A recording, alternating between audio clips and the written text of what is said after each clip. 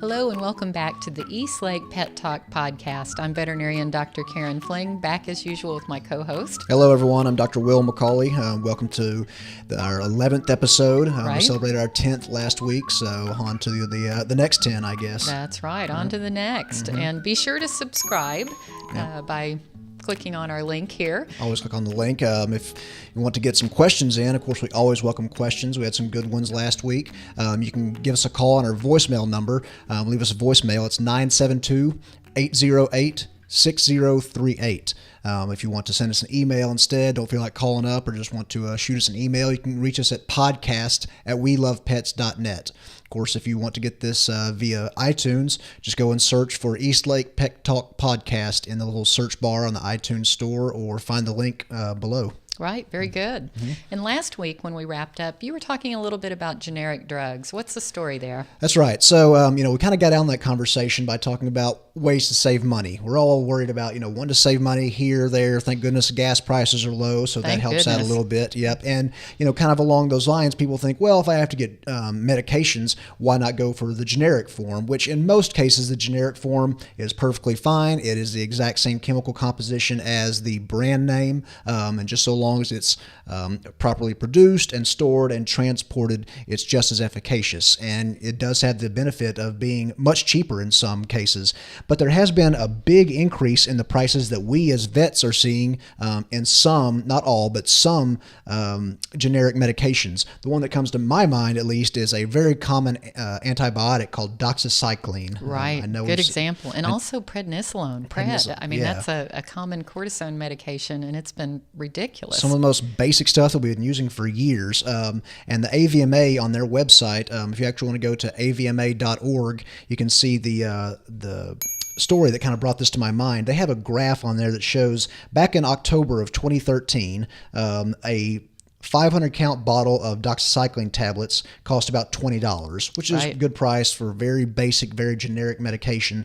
As of April 2014, so we're talking 6 months after that, the price had gone up to $1,849. Wow. How does that happen? There's a large mix of reasons why. So for a while, the doxycycline did go on back order, which means that it wasn't able to be, they weren't producing enough, to send out to all the veterinarians who were ordering it. So it was supply and demand. But we have seen the supply tick up now. Actually, they've gotten some more producers on board, and the price is still not at that level that it was, not that high, but it's still high, questionably high, and we don't have a full explanation for it, for why it's been so high. The question is so large that actually the United States Senate has come on board and formed a special subcommittee. Senator Bernie Sanders and Representative Elijah Cummings both actually had a subcommittee meeting to talk about why there were such increases in the price of generic drugs, mostly on the human side, but that rolls over to the vet side as well, especially in terms of everybody. Medications, that we use that are also human medications. Well, and another thing we saw earlier this year, well, not earlier this year, but earlier in 2014, was the crazy deal with fluids. I mean, as long as I've been able to practice, we've been able to get intravenous fluids to treat our patients, but we hit such a major shortage with intravenous fluids, and of course fluids for intravenous treatment were being channeled to the human side, and as veterinarians we did not have enough fluids to treat our patients with. And I thought, my gosh, in a lifetime of practice, I can't believe that in the crazy stuff you run out of. You run out of fluids when that's just a basic part of care. Yeah, it's like running out of Band-Aids or something. You think you can ramp it up, but a problem... Cotton balls, Band-Aids. Yeah, but a problem has been that, some of the factories, the margins on those medications were so low that some of the factories got out of the business. If they weren't able to turn a profit by producing the fluids and the generic prescriptions, they just stopped producing them. 1 out of 3 facilities that manufacture intravenous fluids closed down. So then that cut supply down by 1/3. Exactly. And then, of course, there's the hoarding mentality that happens when you have a shortage. Then sometimes some get more than what they really need. And but anyway, fortunately, there's no issue with getting fluids currently. Thank goodness. Production has really been ramped up. Yeah, exactly. And so if you are seeing increases at your vet's office to generic drugs, know that it's not, we're just saying, oh, this this dog has to be on prednisone, expensive medication, for or the rest it's of its marked life. up unfairly. Exactly, it's coming that way, marked up to us, and that's just the law of supply and demand and the economics of the situation. And you mentioned drugs in general. I read something that was really pretty disturbing today, and that was with some of the medications that are being purchased online, that unscrupulous distributors are changing packaging and maybe getting products from improper supply chain. So that's anyway. right. Came up at our doctor's meeting a couple weeks ago. Yeah. So very unscrupulous. So be careful about where you get your pet's medications from. If it doesn't come from our office, we can't vouch for it. Now there are good companies out there that you can get them through, but if you take it upon yourself to go find those companies, buyer beware. Buyer beware. That responsibility goes to you. Right. And interesting thing you mentioned about responsibility and the backing behind the medications. It does happen that the pharmaceutical companies that make the medications will not guarantee the products for safety if they're purchased online, and that guarantee is usually only through the veterinarian and the intimate distribution chain where the products have been and kept track of. So just know the risk. So you may get a couple dollars off your dog's heartworm medication, but if it's not efficacious, you're not really getting a deal. So if in doubt, consult your pet's doctor about the best choices for medications and the best sources to where that things are stored properly and they're what your pet really needs. And I'm going off on another tangent here, but you made me think about something else. Tramadol has actually become a very popular medication used in veterinary medicine. And in fact, tramadol is also widely used in human medicine. And recently there have been a number of people that have said, gosh, can I use my own tramadol? I'm already on a script for that regularly due to osteoarthritis problems or something else. And so people tend to want to share if they already have a surplus of medication at home. But the thing you've got to realize is some of these human drugs are not solo drugs. And I had this come up, and thank goodness we caught it before there was a problem. But the tramadol that this person had actually had tramadol plus Tylenol. And Tylenol can be very dangerous for either dogs or cats. So very some lethal. Of these medications may have a name like tramadol with something else added on or some subtext that indicates something else being added. So if you're going to think about swapping or sharing, you need to get your doctor involved. Better not do it because like I said, tramadol, for those who don't know, is a pseudo-opioid narcotic pain medication, and in some cases in human medicine it is combined with acetaminophen or Tylenol just to kind of help boost the effects of that. But in veterinary medicine we stay away from acetaminophen. Could be a death sentence. Horrible problems. Very, very dangerous for cats especially, and can be dangerous for dogs as well. So best to have your medications separate. You don't want to be taking dog medications anyway. Or vice versa. Yeah, absolutely. So good tips on that. And speaking of tips, we talked with Tia Guest again recently, and as we mentioned in an earlier episode, she's been filming right out here at Squash Blossom Studios with Roderick Pena for her fun project, Pet Funtastic. And she's actually been asked to be, I believe, the executive director of a big training show for TV on one of the major networks. But she has said that she's really loving the podcast and interested in connecting with us to do some pet training tips. So I think here in the near term, we'll be connecting her with all of our listeners and viewers so that they can learn more about how to train their pets. That'll be great. Help me train my pet. I'm still trying to handle teach hook stuff. Yeah, but if you do have anything specific you want us to talk or ask her about, give us a call or send us an email. Right. And actually, she's talking about working with a couple that I know that have each a cat of their own. It's a male and a female owner that have each a cat. And the two would love to get married, move in together, but the real thing holding up their relationship is the cats aren't getting along. So Tia, hopefully with the help of a feline behaviorist, will be working with us to help these two get together. And that'll be a great little East Lake Pet Talk love story. I know, it already is a love story, but hopefully it'll be a love story with the cats. So, kind of reminded me, talking about love, we are running a special out at East Lake for our adoptable cats. Up until Valentine's Day, you can adopt an adult cat that we've talked about last week for half the price. Right, half price for any adult cats now through February 14th. And so that's certainly great news for kitties like Snow, who's our pet of the week. And Snow is a lovely, mature kitty. He's probably in his early teens, maybe 10, 11, 12, somewhere in that bracket. And his owners passed away, both the husband and wife that owned Snow, and they passed over a short period of about 6 months from each other. But poor Snow has now been with us over a year, and I don't know why. Maybe it's because gorgeous white cat. Gorgeous white cat, a lovely neutered boy. He's microchipped. He's fully vaccinated. He's 10 years old, so you know how he's going to act. He's settled into his routine. He's great. Yeah. He's a fantastic cat. So if anybody has an affection for white cats, boy, I couldn't recommend Snow highly enough. Super kitty. Just needs a chance and needs somebody to love. That's right. Absolutely. So give us a call or give Elpo a call, and before Valentine's Day, we'll waive half the adoption fee. Right. So you can call the main number at 214-342-3100, or if you'd like to learn more or look at other adoptable pets, you can log on to elpo.org. Well, yeah, it's not just we're not just about adopting cats. We also like to adopt out the myriad of dogs that we have. Right, and I'm glad you mentioned that, because after all, in January we do celebrate National Adopt a Mutt Day. Great day. And it is a great day. It's a great season to adopt mutts, and in fact, I know both of us, that's what we have. We have mutts predominantly. Yep. And the thing I like about mutts is I think that they really do have a little bit more what I call hybrid vigor, where they're just sturdier stock. We see perhaps a few less health problems than we see with the purebred dogs or cats. And so they just seem to be a little bit sturdier. And I don't know about you, but I think the rescue pets are more appreciative. I think they really. I think so as well. They've had, some of them had a very tough life. They've come out of bad situations, and when they go home, they know, oh, I've got it good. I'm not going to mess this up. I'm going to love them extra hard. And so that's right. And we always say with these pets, if you take them home and try them out, you can always bring them back. 30 days, no questions asked. If it's not a good match for you, it's not a good match for them. And a lot of other shelters have that sort of policy too. It's not a judgment thing. It just didn't work out. And so we understand that, and so if you just let us know, we're always happy to take that pet back within 30 days and find it another home. Absolutely.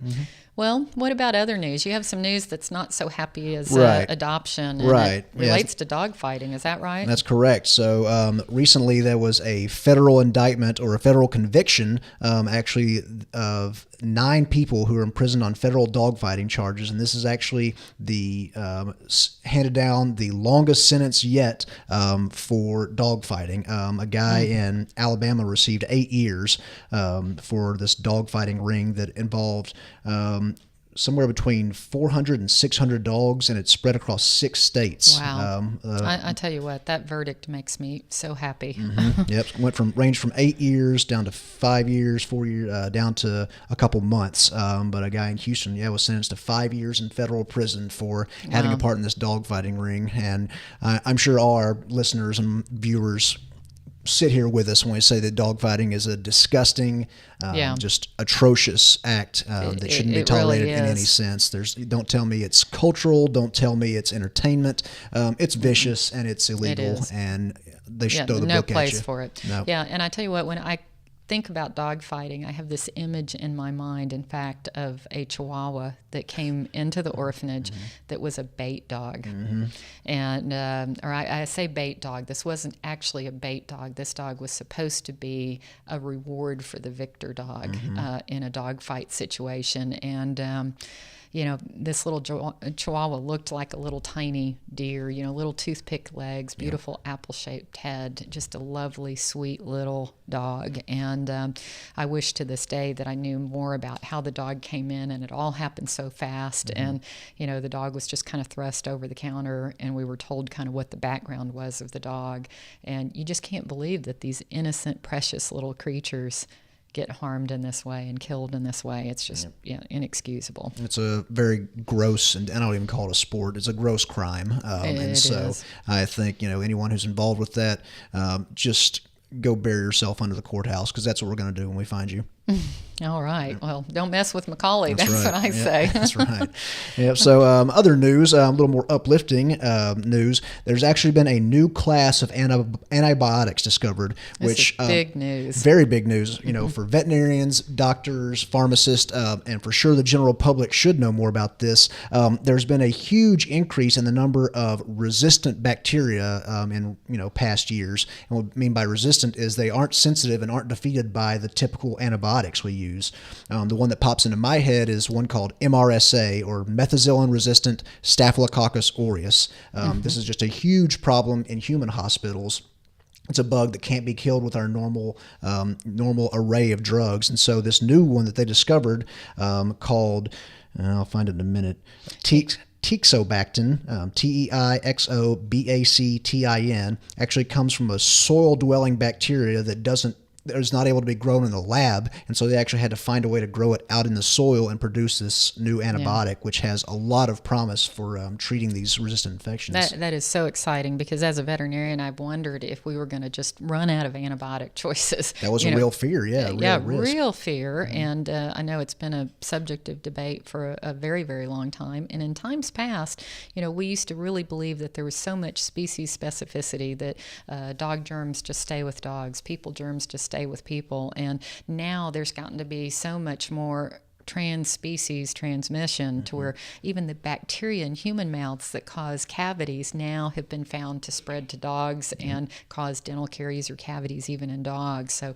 things like that, and where we tend to have a doggy staph that's different than the human staph, there is actually evidence of some of these staph bacteria crossing species lines, which is very disturbing. So I can't tell you how happy I was to hear that report. That's right. Yeah, this is a big step. A lot of times drug companies, for whatever reason, a lot of times the same economics apply to generic drugs. The margins are so low on studying new antibiotics that they won't go out and research these. And so this is a new, step forward in the right direction to get a new class of antibiotics that will be able to address these. Yeah, we definitely do. Well, you're talking about resistance. That brings me to mind to another subject, which is resistance of doggy gas. I wish I was more resistant to that. A lot of people have trouble with this with their pets, and we were talking earlier that there are the terms flatulence and flatus, and I think I've been actually saying flatulence where I should be saying flatus. I have too. Yeah, so did not know those differences. Technically, flatus is gas expelled through the anus. Okay, so I think that's what we consider, a dog fart. Passing wind. So a dog fart, and it really is an issue with some breeds. Some of the more brachycephalic, kind of boxy, sort of stocky dogs tend to have a little bit more gas, apparently.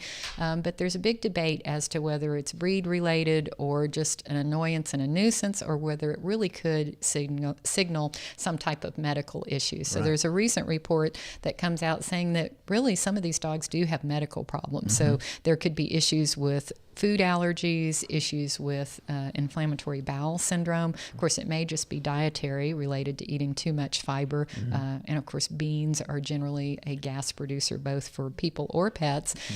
Soy, that kind of thing. Any of the bean family can cause that problem. But generally, once you stay with the diet for a period of time, you kind of get over that bean problem. So it's not across the board, but at least initially you'll see it. And then dietary indiscretion can cause it too. So the raid of the trash can or getting low quality food, that sort of thing can cause it, and table scraps. But the feeling is that if you want to avoid flatulence for your dog, that you should focus on a food that is highly digestible and certainly a bland type diet if that's a problem. Low in fiber, and you may have to watch the protein levels, maybe keep the protein down a bit. And then also they're saying now through research that the use of probiotics may really help eliminate gas for these dogs. So probiotics is a big area of research in vet medicine. I think we're kind of behind the times somewhat, that we are discovering more and more that a lot of the GI health is due to those good bacteria living within the GI tract. It's not supposed to be a sterile environment in there, but they do need this good kind of environment. Good bacteria to do their thing. Yep. So, otherwise, we have flatus. That's right, flatus. Yep, exactly. So, I'm going to have to work on that. Calling it the right thing. Absolutely. So, definitely good news for pets if you're having If you do have any trouble. questions on flatus or other GI questions, get your vet involved. We can recommend diets, medications, kind of some changes to lifestyle that can definitely help to make a less aromatic pet. Absolutely. And if you'd like to reach us, you can always reach us by calling 972-808-6038 and always subscribe. And then how else should they find us online? So you can always get on to iTunes, search for us at Eastlake Pet Talk Podcast. There's also a link right below the show and then in the description. Or if you do want to email us a question, send it to podcast@welovepets.net. And we're about out of time today. So we'll see you back the same time next week, same place, right here at Squash Blossom Studios for more of the East Lake Pet Talk podcast. Thanks so much. Thanks.